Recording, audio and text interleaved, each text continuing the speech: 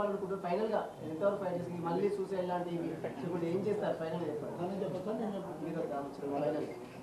నాకు రాజ్ కావాలండి. రాజ్ కోసమే నేను ఈ ఫైటింగ్ అంతా. రాజ్ అక్కడ మాల్వి అనే ఒక అమ్మాయిని పెట్టుకొని ఇదంతా చేస్తున్నాడు. వాళ్ళు ఇప్పటికీ టచ్లోనే ఉన్నారు. అండ్ రాజ్ కూడా వాళ్ళ ఊర్లో మండీలోనే ఉన్నాడని మాకు ఇన్ఫర్మేషన్ వచ్చింది ఫ్రెండ్స్ త్రూ. మరి అక్కడ అతను ఉండి ఇక్కడ నన్ను వద్దంటున్నాడు. ఇంకా ఏం న్యాయం కావాలంటే ఎలా చెప్పానండి. ఫైనలీ దిలీప్ సార్, మీకు క్వశ్చన్, ఈ కేసు ఎలా డీల్ చేస్తున్నారు అంటే ఒక అడ్వకేట్ లాగా డీల్ చేస్తున్నారా లేకపోతే లావణ్య బ్రదర్ లాగా డీల్ చేస్తున్నారా?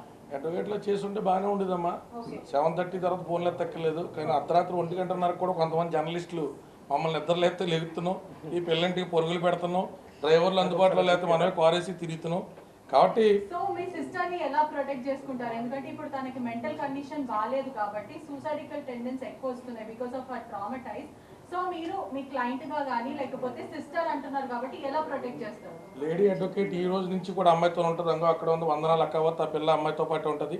అలాగే చౌదరి గారు కూడా వాళ్ళ ఊరు నుంచి వాళ్ళ చుట్టాలు ఇద్దరిని రప్పిస్తూ ఉన్నారు.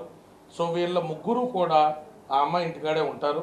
ఆ అమ్మాయి కేసు విషయంలో చాలామంది అడుగుతున్నారు ఏం న్యాయం అని. మనస్ఫూర్తిగా అయితే ఆ పిల్ల అతని మీద కొట్లాట కొనసాగించాలనుకోవట్లా. తను ఎక్కడైనా విన్ సిచ్యువేషన్లో వచ్చి నాకు ఈ గొడవంతో వద్దు మన ప్రశాంతంగా ఇలా బతుకుతూ ఉంటే బాగుండని ఆశపడుతుంది. కానీ సాధ్యాపసాధ్యాలు మనందరికీ తెలుసు. కాబట్టి న్యాయపరమైన పోరాటంలో ఇన్ ద కోర్స్ ఆఫ్ టైమే దీనికి సంబంధించి న్యాయం జరగాల. అలాంటి పోరాటం ఆపలేం.